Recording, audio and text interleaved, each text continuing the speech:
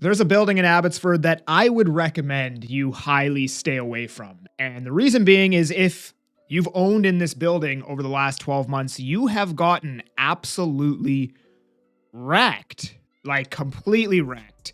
And before I get into this video and explain why you might want to stay away from this building, this is my opinion. This is not fact. The accuracy of this information in this video may not be 100% accurate.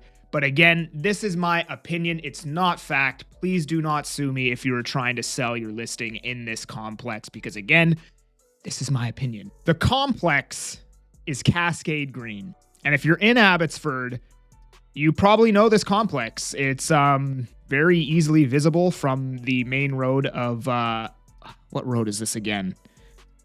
Not Clearbrook. Trethaway. Sorry, Trethaway. Well, actually, it's pronounced Trethewey, but I just hate the way that sounds. So I call it Trethaway, right? But you drive by, you can see the complex from the main road here, the artery road, or whatever you want to call it. You go inside. It is a massive 1990s complex. It's got that 1990s green. They built a lot of complexes with that kind of green accent back in the 90s.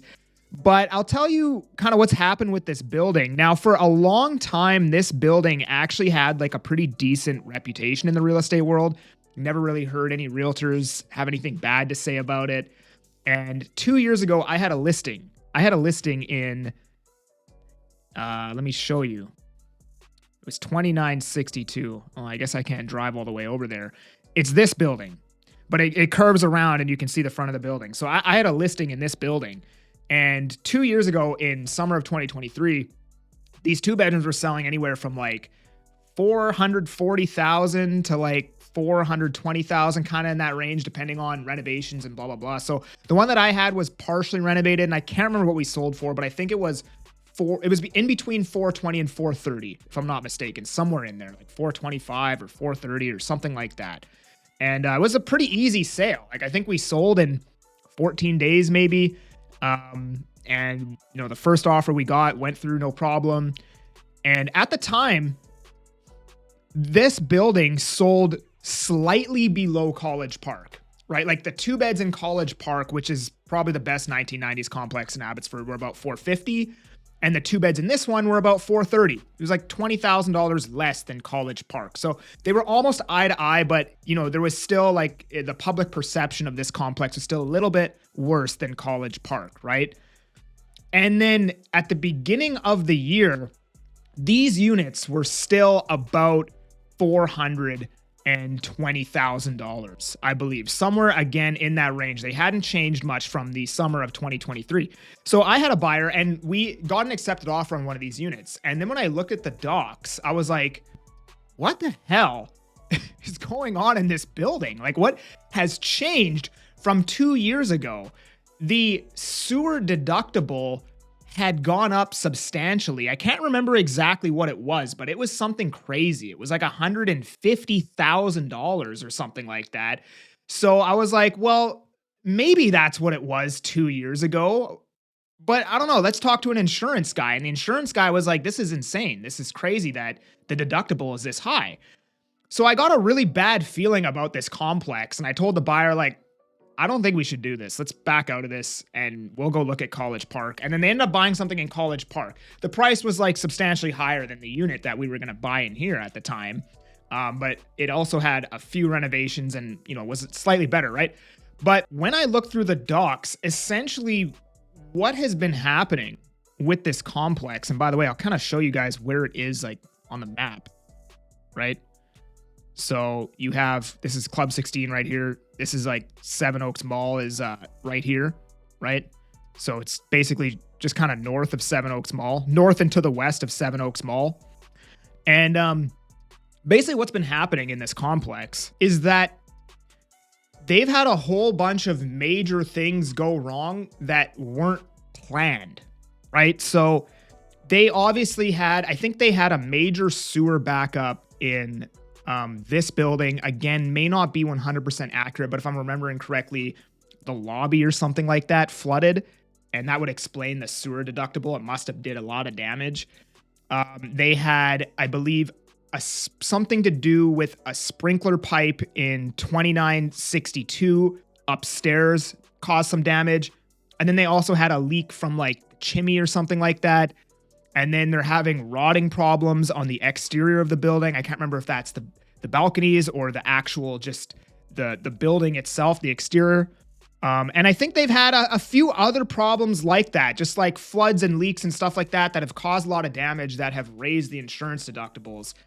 And what has happened now is at the beginning of the year, like I said, these two beds were around $420,000. Fast forward 9 months, there was just a sale for a two bed in here for $350,000.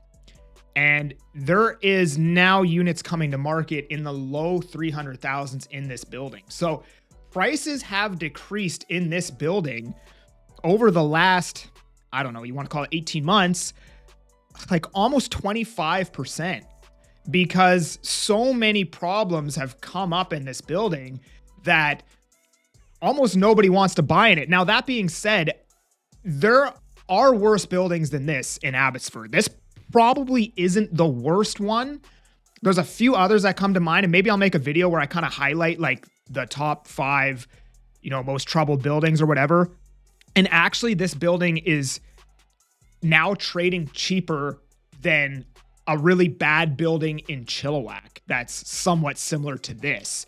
So maybe these units are pretty cheap now, right? Like you could say it's a good value for somebody.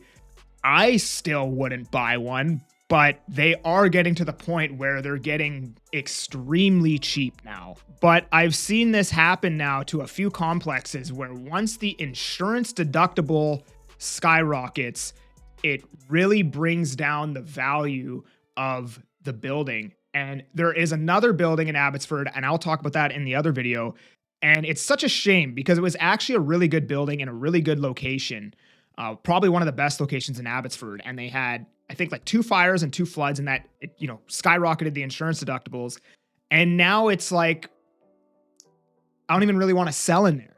You know what I mean? But it's such a shame because the building is actually good, but they just had a few very unfortunate things that happened to it that could happen to any building, right? Like it's not like the building was constructed bad.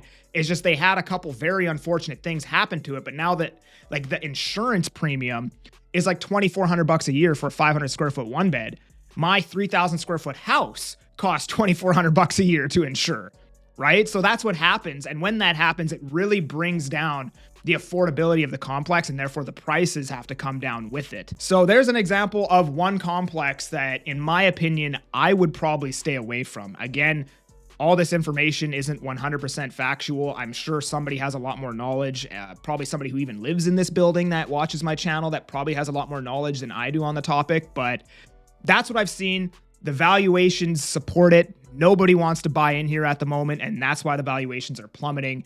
And my recommendation would probably be to stay away. But if you're looking to buy or sell real estate in the Fraser Valley or Abbotsford, you can use the link below to book a call with me. Otherwise, appreciate you for watching. I'm that Agent Kelly. I'm making moves to move you. Peace.